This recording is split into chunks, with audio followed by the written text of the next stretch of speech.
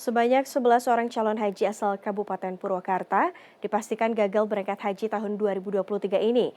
Mereka terpaksa mengirim surat penundaan keberangkatan karena alami sakit.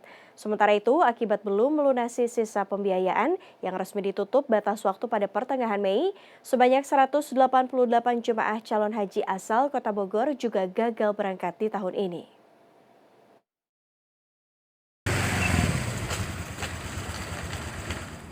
Persiapan keberangkatan jemaah calon haji di Purwakarta terus dilakukan pihak Kementerian Agama Kabupaten Purwakarta.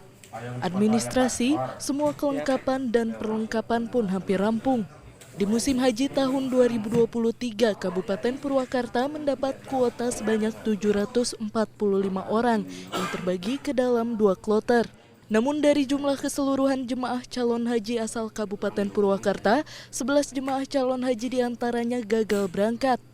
Para jemaah calon haji ini alami sakit dan sudah menyertakan surat kondisi sakit serta surat pengajuan penundaan keberangkatan. Ke-11 calon haji yang gagal berangkat nantinya akan digantikan oleh calon haji urutan selanjutnya.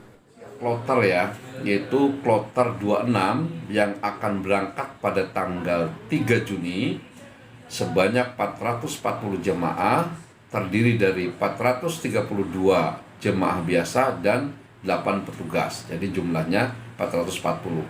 Kemudian satu kloter lagi itu kloter 48 yang akan berangkat pada tanggal 10 Juni, jumlahnya 374. Terdiri dari 316 dari jamaah haji Kabupaten Purwakarta dan 50 dari Bekasi Kota, ditambah lagi dengan 8 petugas. Sesuai data di Siswohat, jamaah haji yang menunda pemberangkatan pada tahun sekarang dan dia sudah melunasi itu sebanyak 11 orang karena memang dia sakit. Dibuktikan dengan surat permohonan penundaan dan tidak berangkat pada tahun sekarang. Dilampiri juga dengan data-data yang mendukung dari kesehatan dan Pak, yang lainnya. Yang penggantinya bagaimana tuh Pak, yang 11 itu?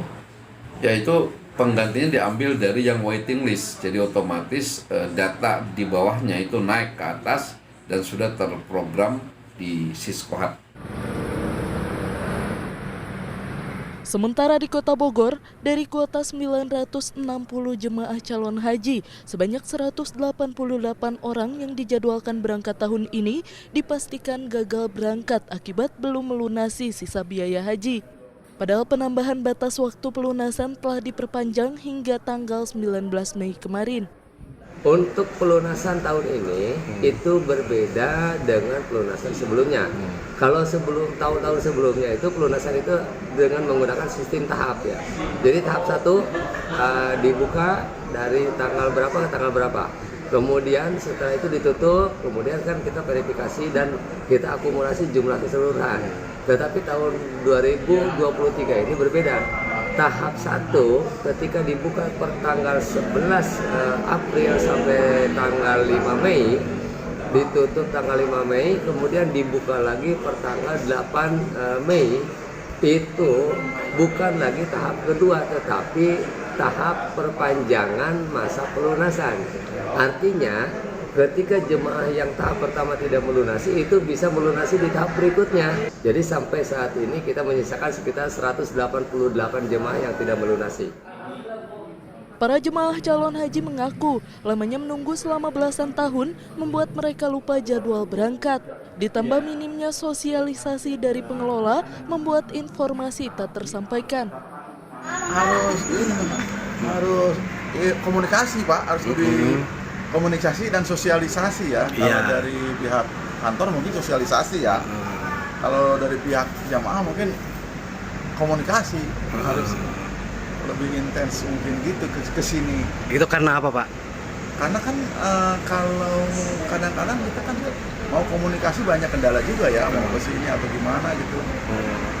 Kalau yang dari kantor tentunya mestinya sosialisasi. Teorinya mungkin mestinya lebih mudah gitu ke jamaah disampaikan. Berangkatan kelamaan atau gimana? Kelamaan karena kan memang, tapi kan memang karena kuota kan.